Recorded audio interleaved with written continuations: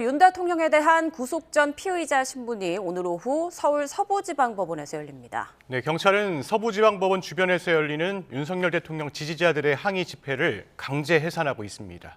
현장 취재 기자 연결합니다. 양동훈 기자.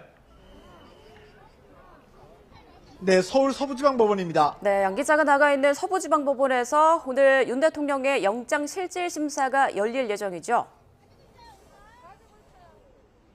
네, 오늘 오후 2시 이곳에서 내란 우두머리 혐의를 받고 있는 피의자인 윤석열 대통령에 대한 구속 전 피의자 신문이 열릴 예정입니다. 오늘이 주말이기 때문에 영장 전담 판사가 아니라 당직 판사인 차은경 판사가 구속영장 발부 여부를 판단하는데요. 윤 대통령 입장에서 보면 앞서 체포영장을 발부했던 2명의 판사는 모두 피해간 상황입니다. 체포 적부심을 기각한 서울중앙지법 사례까지 포함하면 차 판사는 대통령의 신병에 관해 판단하는 4번째 판사가 됩니다. 현직 대통령의 구속심사라는 초유의 상황을 고려하면 당직 판사가 심사를 맡는 건 이례적이라는 평가도 나옵니다.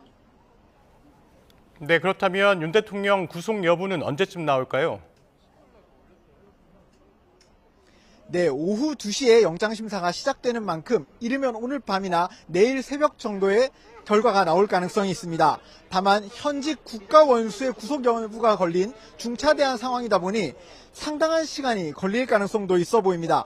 실제로 윤 대통령에 대한 첫 번째 체포영장 심사의 경우 무려 33시간 만에 결과가 나오기도 했는데요. 만약 법원이 구속영장을 발부하게 되면 헌정사 처음으로 현직 대통령이 구속되는 사례로 남게 되고 윤 대통령은 체포기간을 포함해 최장 20일 동안 서울구치소에 머물며 구속수사를 받습니다. 하지만 영장이 기각된다면 윤 대통령은 즉시 석방돼 관저로 돌아가게 됩니다. 공수처 조사를 거부하고 묵비권으로 일관하고 있는 윤 대통령에 대한 추가 조사에도 상당한 어려움이 예상됩니다. 오늘 영장심사에서 공수처는 여러 정황 증거를 통해 내란 우두머리 혐의가 충분히 소명됐고 윤 대통령이 증거를 없앨 가능성도 있다고 주장할 것으로 보입니다.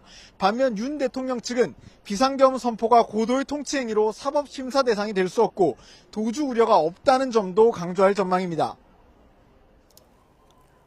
네, 그리고 그곳 서부지법 주변에 윤 대통령 지지자들이 모여들면서 삼엄한 분위기도 연출되고 있다고요? 네, 윤 대통령 지지자들은 이곳 서부지방법원 주변에서 밤샘 집회를 벌였는데요. 아침이 되면서 인파도 점점 늘어났습니다. 특히 법원 출입구를 틀어막은 상태로 누워서 업무를 방해한다는 이유로 경찰이 강제 해산에 들어가기도 했는데요.